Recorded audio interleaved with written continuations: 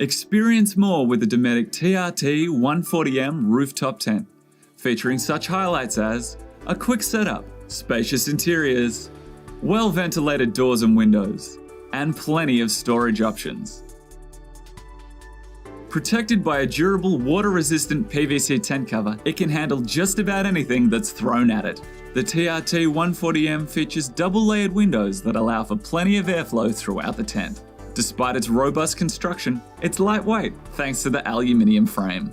The TRT140M also includes a 5cm high-density foam mattress so that you can comfortably sleep 2 people. Installing and setting up the TRT140M Rooftop Tent is simple and easy.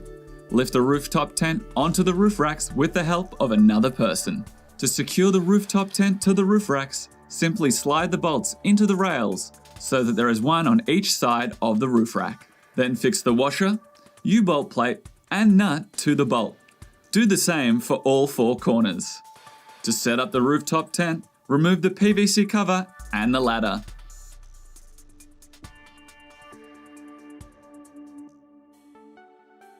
At the back of the tent, locate the rear pole and attach it to the base of the rooftop tent. Then find the center pole and attach it to the rear support frame.